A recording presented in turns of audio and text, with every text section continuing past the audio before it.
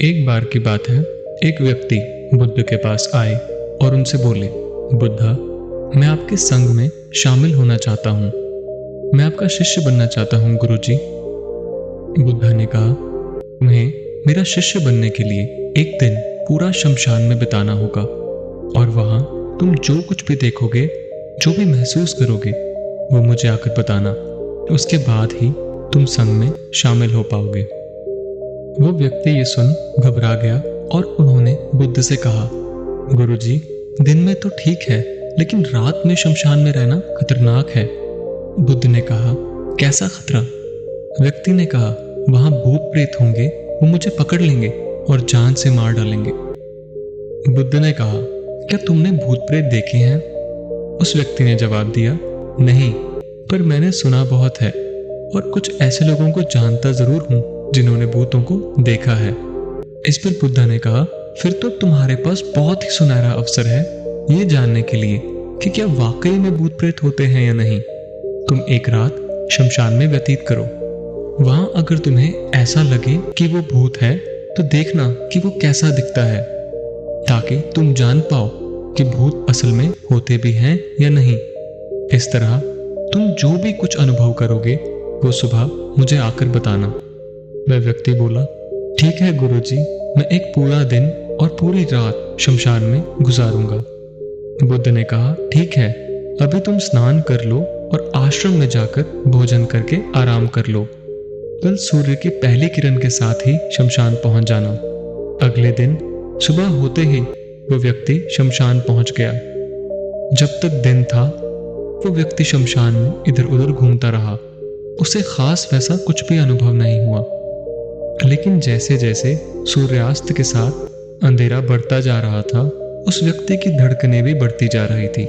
किसी तरह उस व्यक्ति ने पूरी रात शमशान में गुजार ही ली और सुबह होते ही वो बुद्ध के पास पहुंच गया। बुद्धा ने व्यक्ति से पूछा, बताओ, शमशान में कैसा समय व्यतीत हुआ तुम्हारा? क्या अनुभव किया तुमने और क्या क्या देखा?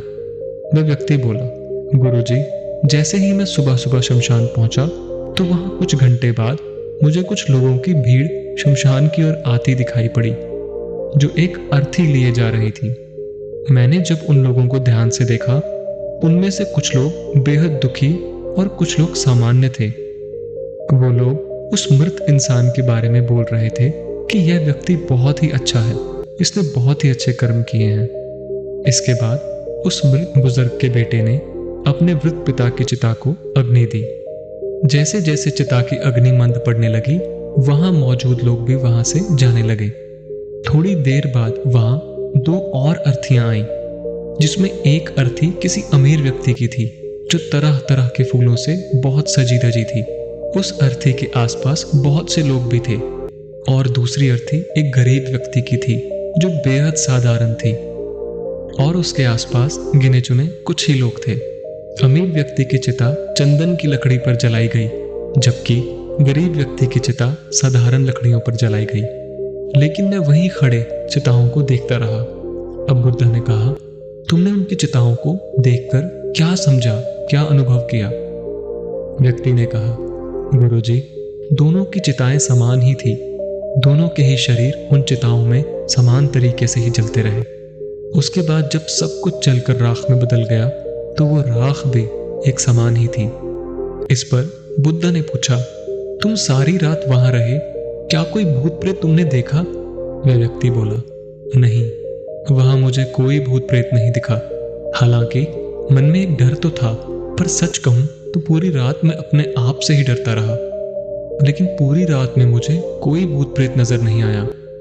बुद्धा ने उस व्यक्ति से कहा, ठीक है, अब तुम जाओ और आश्रम में आराम करो। कल फिर तुम्हें पूरा एक दिन और पूरी रात शमशान में बितानी है। अब वो व्यक्ति ये सुन बोला, आप कैसी बात कर रहे हैं बुद्धा?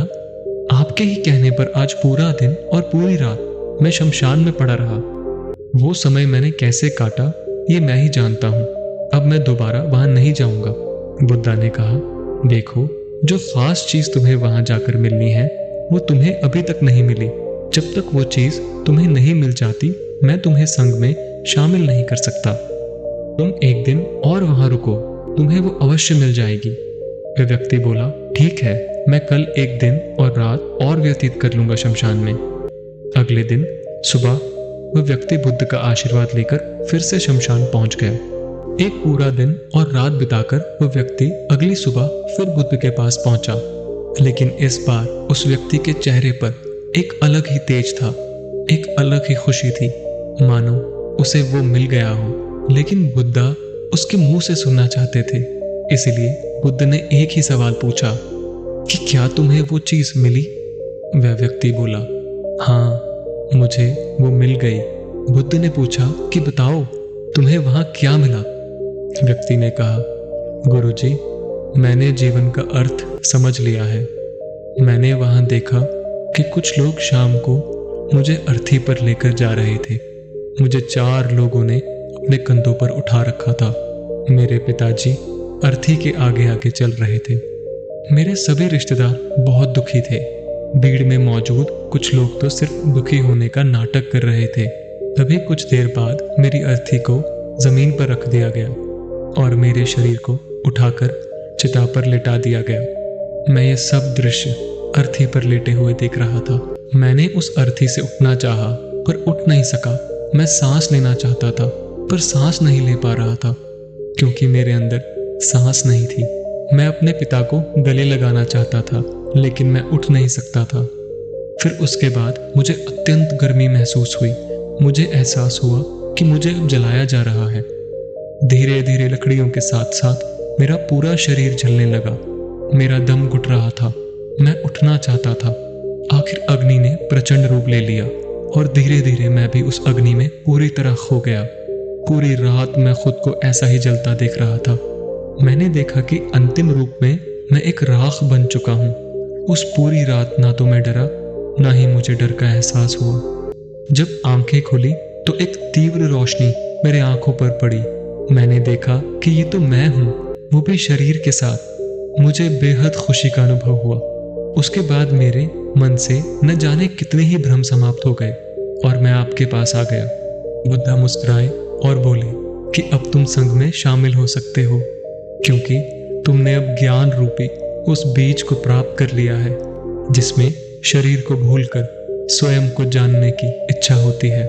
इसी ज्ञान की प्राप्ति के लिए मैंने तुम्हें शमशान भेजा था, जहां अंततः तुमने ये जाना कि शरीर नश्वर है, नेत्रों से दिखने वाली हर चीज नश्वर है, किंतु अब तुम्हारे अंदर ज्ञान का वो बीज अंकुरित हो चुका है जिसमें हम जीवन को तब तक नहीं समझ सकते जब तक मृत्यु को निकट से देखा व समझा ना जाए। अच्छे स्वास्थ्य की कीमत वही समझ सकता है जो अत्यंत बीमार हो या जो बहुत लंबे समय से बुरे स्वास्थ्य से जूझ रहा हो। ठीक उसी तरह जीवन का महत्व वही समझ सकता है जो मृत्यु से रूबरू हुआ हो या जो मृत्यु को समझ चुका हो, एहसास कर चुका हो। धन्यवाद।